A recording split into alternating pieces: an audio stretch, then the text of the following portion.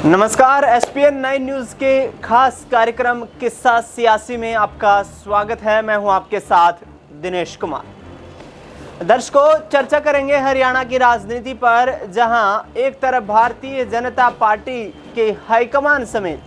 प्रदेश कार्यकारिणी के तमाम सदस्यों ने अपनी जान झोंक दी है। इस वक्त हरियाणा में विधानसभा चुनाव में जीत दर्ज करने को लेकर के प्रदेश के मुखिया यानी कि नायब सिंह सैनी ताबड़तोड़ जनसभाएं कर रहे हैं। संपूर्ण हरियाणा में नायब सिंह सैनी का हेलीकॉप्टर एक जगह से दूसरी जगह पर उड़ता हुआ नजर आ रहा है। लेकिन क्या नायब सिंह सैनी, जो कि महज 56 दिन तक अपना कार्यकाल पूरा कर पाए, क्योंकि लोकसभा चुनाव से ठीक पहले उनको चीफ मिनिस्टर बनाया गया था और हरियाणा में विधानसभा के चुनाव का ऐलान होने तक नायब सिंह सैनी ने इलाके में, पूरे हरियाणा प्रदेश में अपनी पकड़ तो बनाने की कोशिश की, लेकिन क्या वो यहाँ पर कामयाब हो पाए या फिर नाकाम होते हुए दिखाई दिए, इसका यहाँ पर परिणाम तो 8 अक्टूबर को पता चलेगा। लेकिन फिलहाल देखा जाए तो तमाम यहाँ पर राजनीतिक दलों ने अपनी जबरदस्त तैयारियां कर ली है।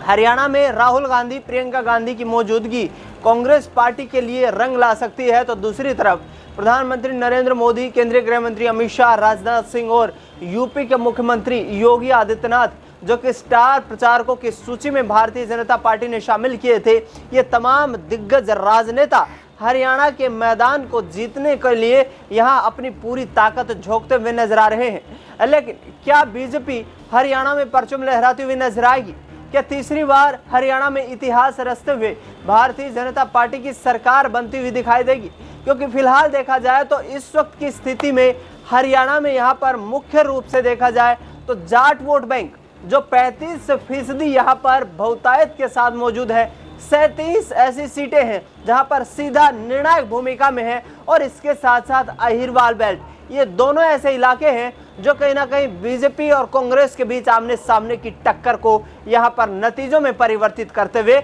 नजर आते हैं। लोकसभा चुनाव के नतीजों पर बात करें तो हमने देखा कि हरियाणा में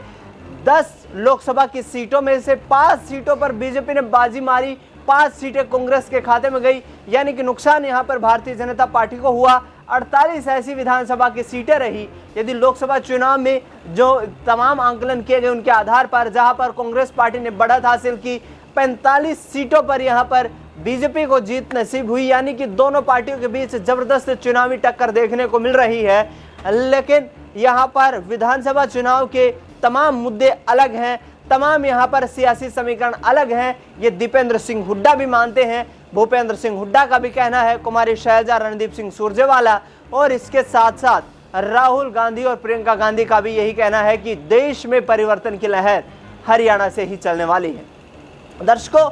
हरियाणा विधानसभा के चुनाव काफी कुछ देश की राजनीति में रूपरेखा तैयार करेंगे। हरियाणा विधानसभा चुनाव के बाद महाराष्ट्र और झारखंड में विधानसभा के चुनाव होने वाले हैं। महाराष्ट्र की बात करें तो महाराष्ट्र में जिस तरीके का सियासी समीकरण है, वहां पर अब फिलहाल देखा जाए भारतीय जनता पार्टी, इसके साथ साथ चर्चा करें तो महाराष्ट्र की राजनीति में एकनाथ शिंदे और अजीत पवार के साथ मिलकर एनडीए की सरकार जो चल रही है, उस सरकार को यहां पर सत्ता से बेदखल करने के लिए शरद पवार, कांग्रेस पार्टी और उद्धव ठाकरे तमाम रणनीतियां तैयार करते हुए नजर आ रहे हैं। लेकिन जिस तरीके का माहौल फिलहाल हरियाणा में देखने को मिल रहा है, तमाम यहाँ पर जो क्षेत्रीय दल हैं उनकी भूमिका भी देखी जाए तो वाकई काफी दिलचस्प हो जाती है, क्योंकि दलित वोट बैंक को साधने के लिए बीजेपी और यहाँ पर एएसपी का गठबंधन हो चुका है दुष्यंत चौटाला की पार्टी जननायक जनता पार्टी के साथ। वहीं इंडियन नेशनल लोकदल बीएसपी के साथ मिलकर चुनाव लड़ते हुए नजर आ रही है।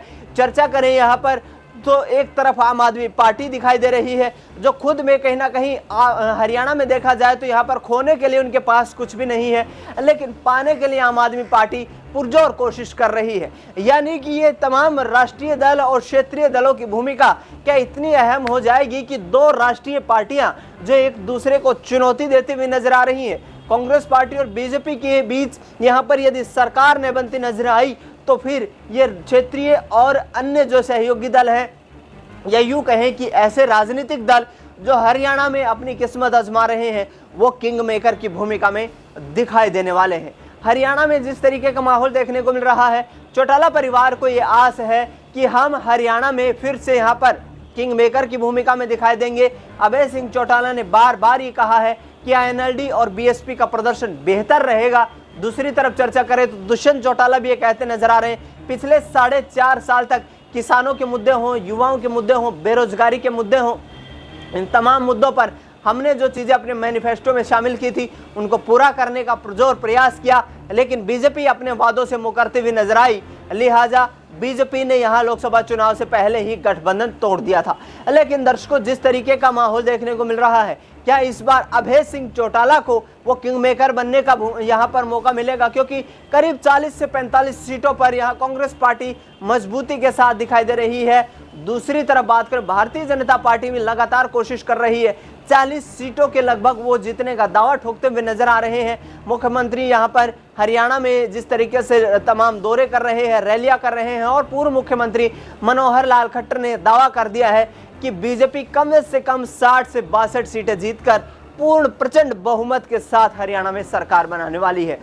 यहाँ पर दिलचस्पी ये है कि दिग्गज पार्टियों के दिग्गज नेताओं की तरफ से ये लगातार दाव ठोके जा रहे हैं कि हरियाणा में इस वक्त की जो सियासी समीकरण है, जो सियासी भूमिका है, उसमें दो ही पार्टियों के बीच सियासी टक्कर देखने को मिल रही है, जिसमें कांग्रेस पार्टी की चर्चा करें और भारतीय जनता पार्टी की, दूसरे राजनीतिक दलों को दोनों ही पार्टियों के नेता यहां पर वोट काटने वाले दल बताते हुए नजर आ रहे हैं। लेकिन देखना ही होगा कि आखिरकार किस तरीके का यहां पूरा ये जो चुनावी समीकरण है ये बनता हुआ नजर आएगा, क्योंकि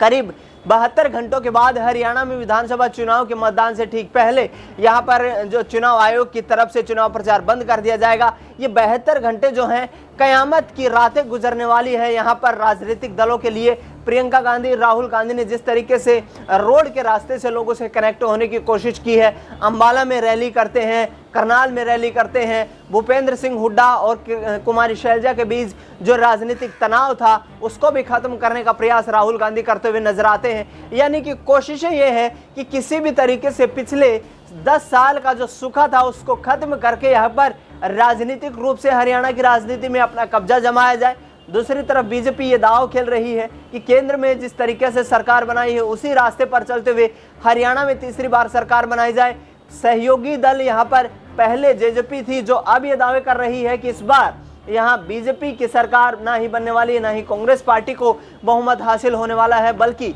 यहाँ जननायक जनता पार्टी की चाबी ही हरियाणा में चंडीगढ़ विधानसभा का ताला खोलने वाली है। अब देखा ये कहीं ना कहीं दिलचस्प होगा कि आखिरकार किस तरीके से यहाँ पर राजनीतिक समीकरण तैयार होंगे, किस तरीके से बीजेपी यहाँ पर कमबैक कर पाएगी। क्या प्रदेश के लोग तीसरी बार विश्वास जताएंगे या फिर 10 सालों के सूखे को यहाँ पर खत्म करके कांग्रेस पार्टी सत्ता में वापसी करते हुए नजर आएगी? क्योंकि किसानों के, बेरोजगारी के तमाम वो मुद्दे हैं इस वक्त हरियाणा में जो सीधे जमीन से जुड़े हुए मुद्दे हैं, और जमीन से जुड़े हुए मुद्दों को उठाने का प्रयास यहाँ पर कांग्रेस पार्टी के तमाम दिग्गज नेताओं की तरफ से किया जा रहा है। इस पूरे खास मुद्दे पर आपकी क्या राय, प्रतिक्रिया कमेंट बॉक्स में हमें जरूर बताएं। देश दुनिया की तमाम बड़ी खबरों के लिए आप देखते रहिए SPN9 न्यूज।